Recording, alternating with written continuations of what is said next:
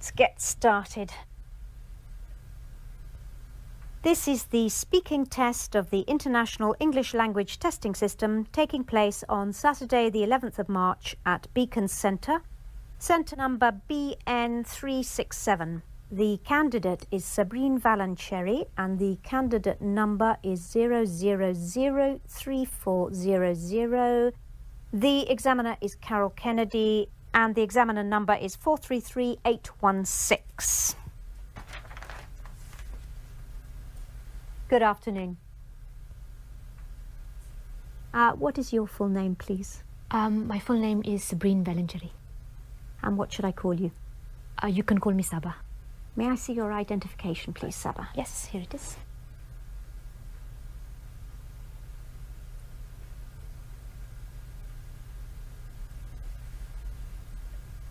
Okay.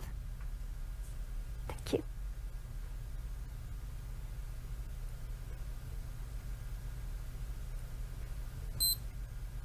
Now, in this first part, I'd like to ask you some questions about yourself. Let's talk about where you live. Where do you live in your country?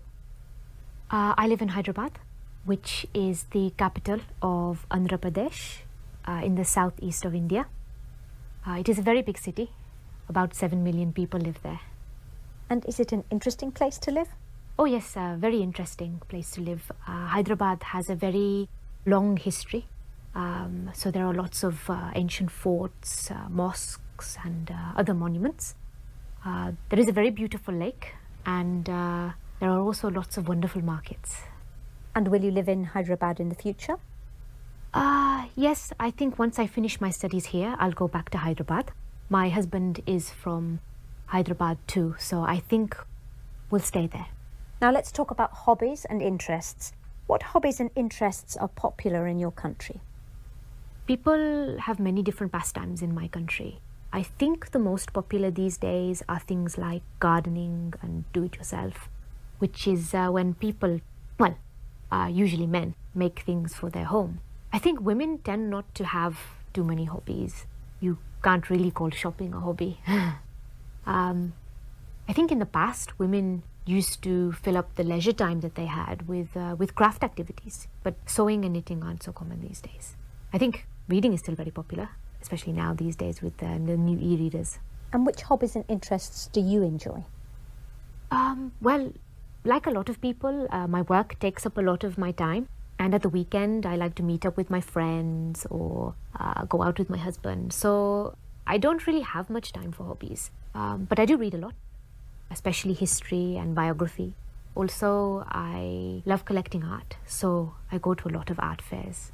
I really like colourful, abstract art, which really brighten up our homes. And what hobbies and interests did you have as a child? Gosh, that was a long time ago. Let me think.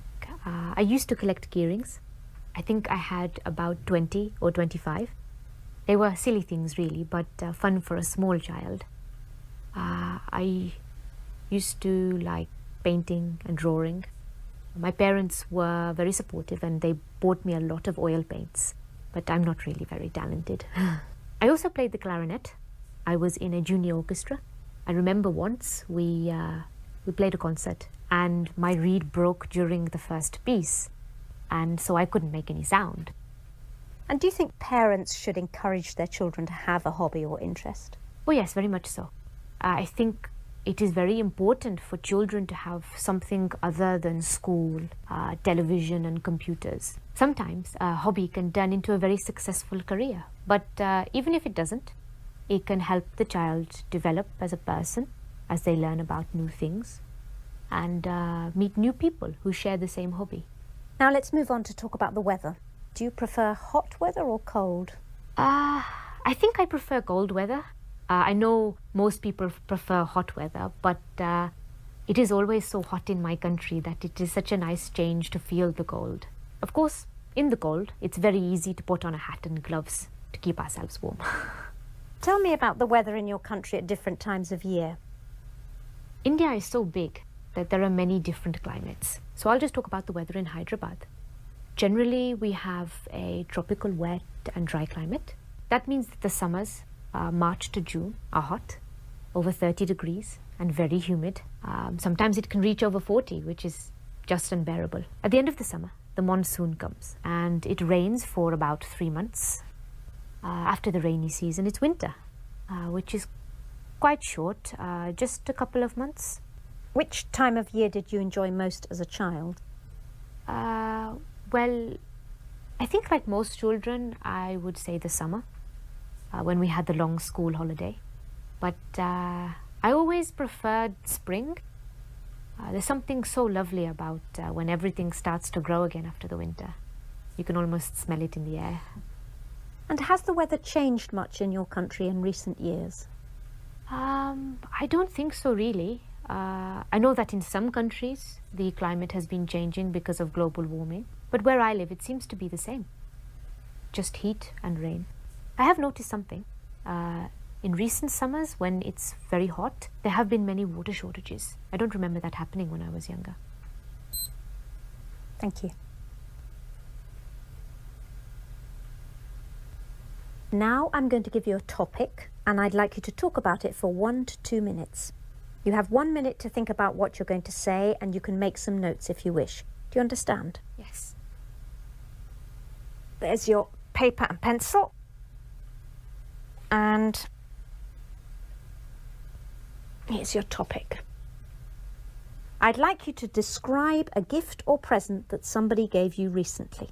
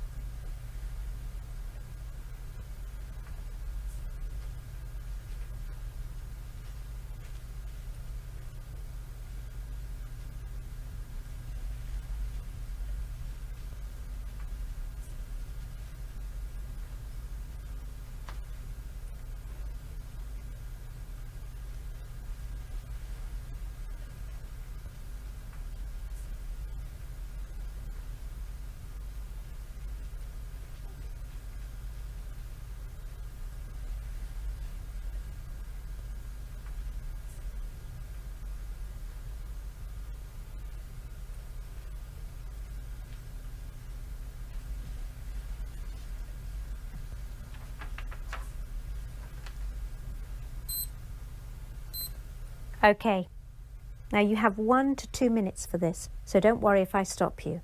I'll let you know when the time is up. Could you start speaking now, please? I'm going to talk about a present my husband gave me last year for my birthday. We had gone to Istanbul for a few days. My husband had always wanted to go there.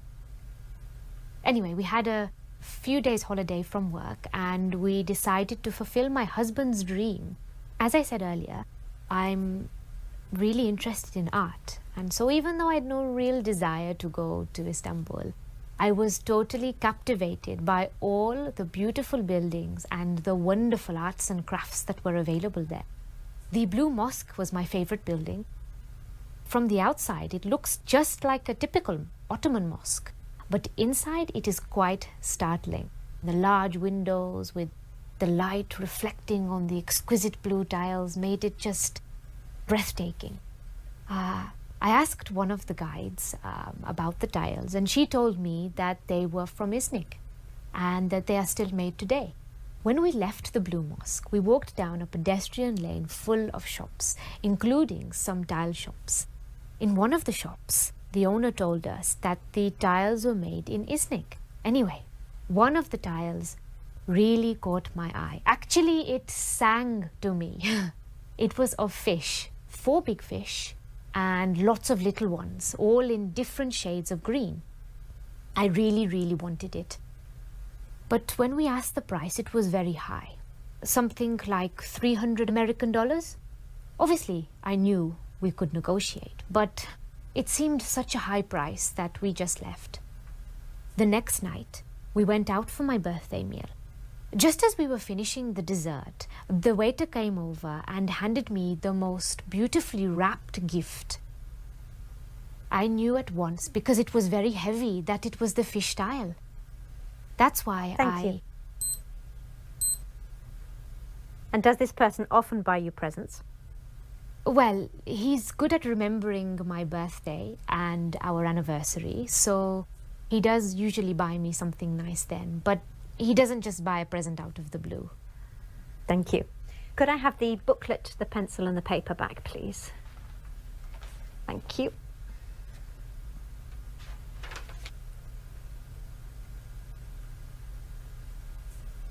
Now, you've been telling me about a present you received, and I'd like to ask you some more general questions related to this.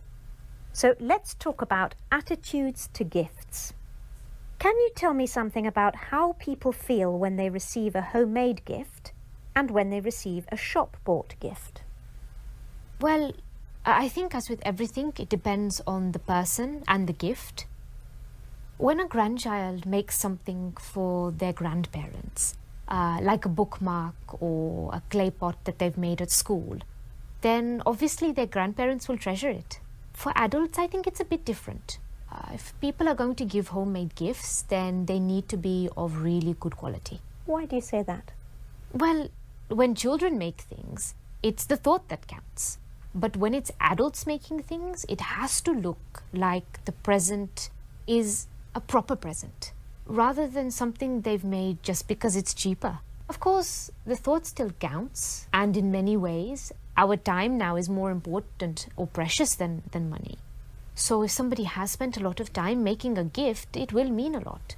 But if someone has made some chutneys or pickles or some other type of food, then it has to be edible and taste nice as well. So what about shop-bought gifts? Most gifts these days are shop-bought. And there isn't really anything wrong with that. What is important, I think, with a shop-bought gift is that the person buying the gift should spend some time thinking about what the other person would really appreciate. It's no good a husband going into a perfume shop and buying the first perfume he likes. He needs to see what perfume his wife is wearing. That shows his wife that he's paying her attention. And do you think that children get more pleasure receiving gifts than adults do? Yes and no. Obviously, children love receiving gifts, but children do generally get a lot of gifts. Children these days are spoiled and they get too many gifts. So the more gifts they get, the less they value them. Adults, on the other hand, generally have the resources to buy things for themselves. So if they really want something, they can buy it. Of course, this then makes present buying for adults much more difficult. But of course, there are things that we like that we can't really afford, or we can afford them but can't justify their expense. What sort of things are you thinking of? For women, it might be perfume or a day at the spa or a new pair of party heels. For men, usually something to do with their hobbies or books or CDs. Do you think that more people get more pleasure giving or receiving gifts? This is a tricky one. Why? Well, I think most people get pleasure out of both. Of course, it depends. We may not get a lot of pleasure out of giving gifts to children who we know may not appreciate them. But if we have found the perfect gift for someone we love and we know it's going to make them happy, well, then this will really fill our hearts with joy. Similarly, if someone receives a gift of something that they don't really want, or they can sense that it has been bought out of haste, then this isn't really going to make them feel that good. But if it's something wonderful, then, well, of course, they're going to feel fantastic about it. Let's move on to talk about the commercial aspects of giving. How much do advertisements influence people when they buy gifts? In my opinion, probably not too much. I mean, most adverts are for things like cars and household products, which aren't really gifts. Although a lot of young people like to be given new phones and other gadgets. So if a parent isn't sure which model to get, then they could be influenced by advertising. And do you think that some festivals have become commercialized as a result of the emphasis on buying gifts? Oh, yes, definitely. Yes. In fact, I think it's much worse than that. It's not just the old festivals becoming commercialized, but so-called new ones being created just for the sake of present giving. Can you tell me more about that? Yes, things like Valentine's Day and Mother's Day, these aren't Indian traditions, but suddenly we find we have to buy a present for our spouse on Valentine's Day. And while it is nice to